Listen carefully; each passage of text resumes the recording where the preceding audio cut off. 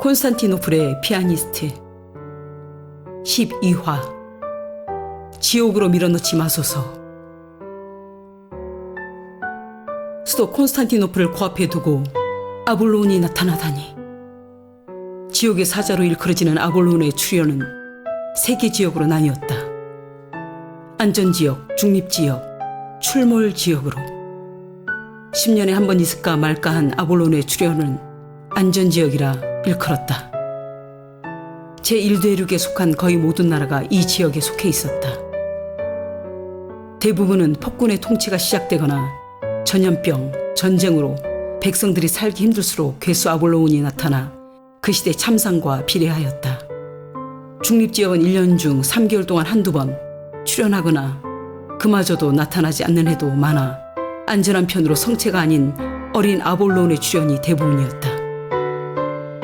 출몰지역으로 불리는 위험지역은 1년에 3개월 정도, 제한적인 출현 기간 동안 거의 이 지역에서 아볼론이 집중적으로 나타났다.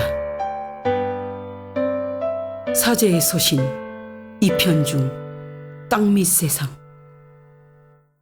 개수 아볼론의 출몰지역의 특성은 음습한 기운이 강한 늪지대와 역청, 그 외에는 끝을 알 수 없는 땅 및 세상에서 올라온다는 이야기가 오래된 고문서에서부터 전해져 내려오고 있다.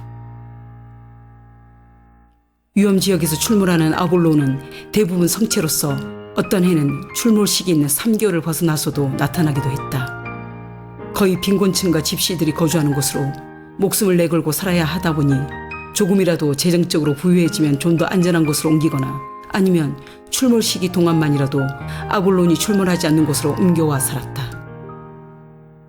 가장 안전한 지역은 콘스탄티노플이었고, 콘스탄티노플과 멀수록 아볼론의 잦은 출몰 지역으로 공포와 위험이 도사리며 생명을 위협했다. 제1대륙의 맹주 콘스탄틴 인근 지역에서 출현은 1000년 동안 손에 꼽을 정도였다. 그것은 나라에 전염병이 돌거나 폭군에 의한 통치, 민심이 흉흉할 때와 전쟁 시 역사에서 몇 번 되지 않았던 것이다. 문제는 경계가 무너지고 있다는 것이다. 그리고 출몰 시기도 예측을 벗어나고 있었다. 안전지역, 중립지역, 출몰지역의 경계가 서서히 무너지며 불안감과 두려움이 전염병이 되어 온 대륙을 휩쓸고 있었다. 가장 무서운 전염병은 두려움이었다. 특히 콘스탄티노플 300리 안에서는 단 한 번도 출몰한 적이 없어 성역의 도시로 모든 대륙의 백성들에게 추앙을 받기에 충분한 명분이 있는 도시였다. 그중 성역의 호수가 콘스탄티노플을 안전하게 만드는데 가장 큰 몫을 해내고 있다는 것은 대대로 전해져 오는 황제의 서에서뿐만 아니라 신의 문서에서도 충분히 알 수 있었다.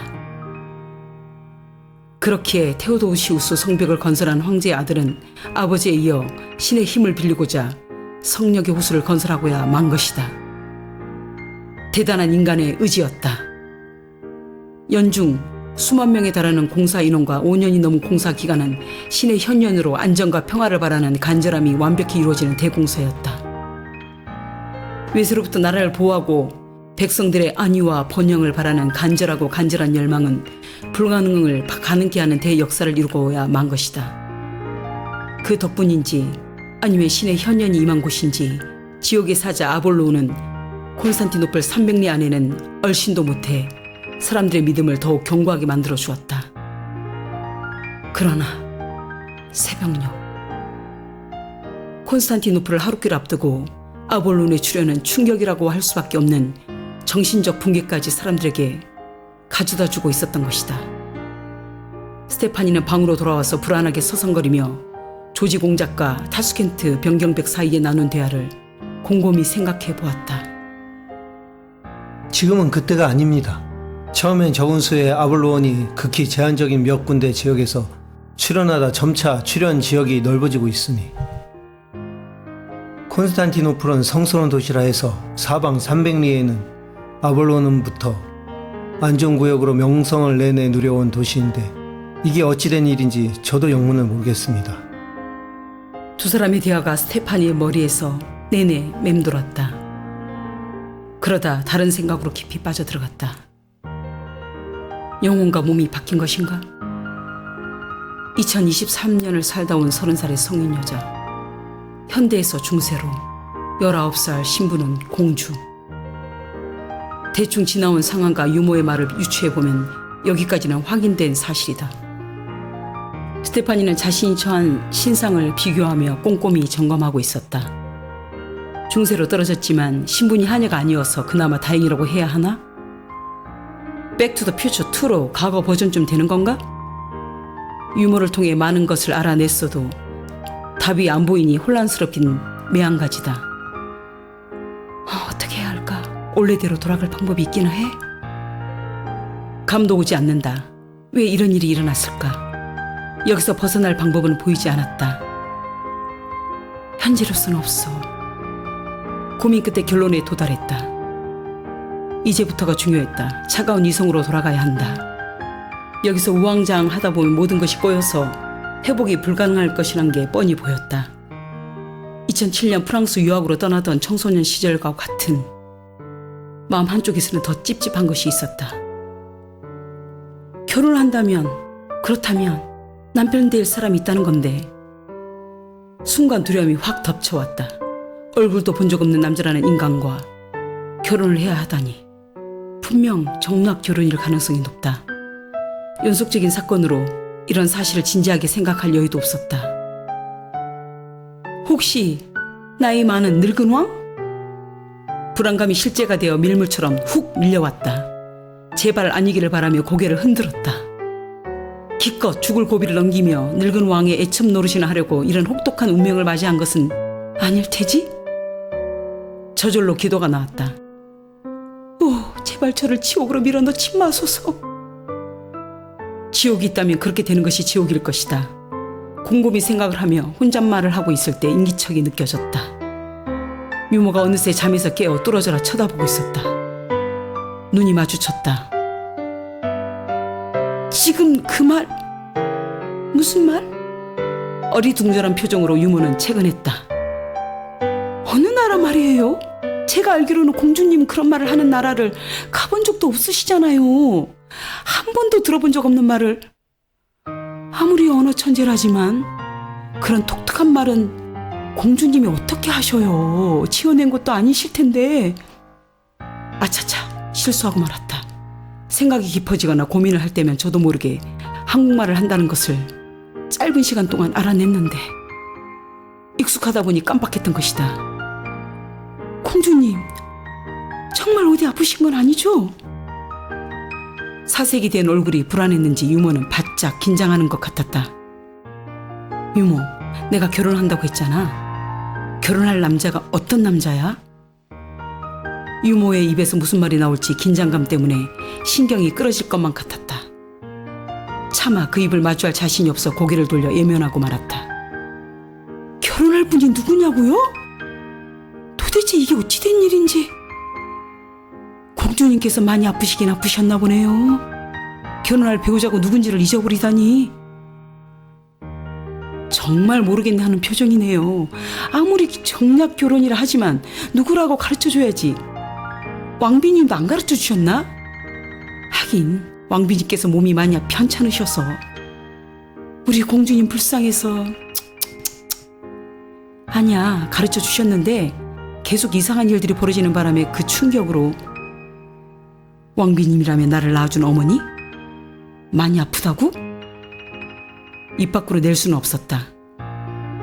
그럴 리가요. 그런 면에서 공주님이 얼마나 영리하신데 그걸 까먹어요. 계속된 의심의 눈초리와 변명의 반복이다. 제발 이 난처한 상황에서 벗어나길 바랐지만 뭐라 변명할 말이 더 이상 생각나지 않았다. 스테파니 공주에 대해서 아무것도 모른다. 유머라는 여자가 스테파니 공주에 대해 더 잘 알고 있다는 것에 인정을 해야 한다. 그녀는 어찌됐든 기억의 통로가 되어주는 절대적이고 유일한 조력자가 아닌가? 지금 믿을 수 있는 사람은 그녀뿐이기 때문이다. 유모와 신경질을 벌이는 동안에도 한 단어가 거슬렀다. 정략, 결혼? 입 밖으로 튀어나와 버렸다. 유모는 다시 혀를 차더니 안아주었다. 제가 공주님 태어날 때부터 키웠지만 제발 정략 결혼만 안 하기를 바랬어요. 정말 동화 속 공주님들처럼 행복하기만을 바랬다고요.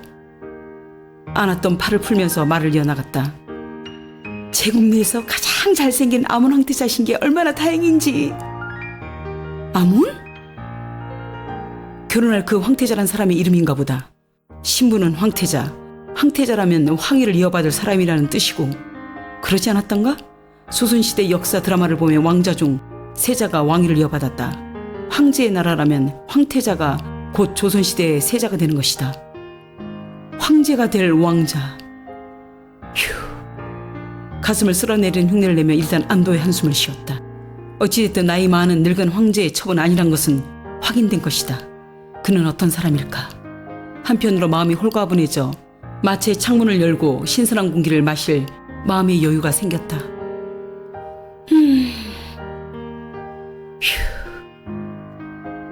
현대의 오염된 공기와는 확실히 달랐다.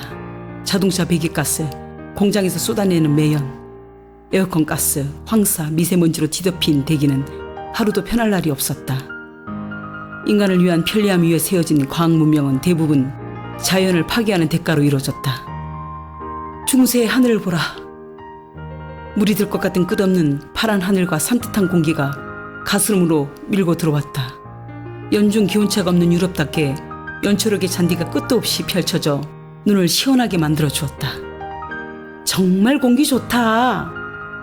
유모는 이해가 가지 않는다는 얼굴로 멀뚱히 보다가 한마디 했다. 어제나 오늘이나 다 똑같은 공기인데? 우리나라 라트리아 공기는 더 좋아요. 유모는 죽었다 깨어나도 이해를 못할 것이다. 2023년 산업화에 따른 기후는 재앙에 가깝게 변질되었다는 것을, 이상기온으로 전 지구가 몸살을 앓고 미세먼지로 공기청정기가 불티나게 팔려나가는 것도, 그리고 공기청정기는 생활하는 데 없어서는 안 될 현대인의 필수품이 되었다는 것도, 환경오염이란 것을 걱정할 필요 없는 중세의 청정 자연환경을 살아가는 사람이 어떻게 상상이나 할 수 있을까?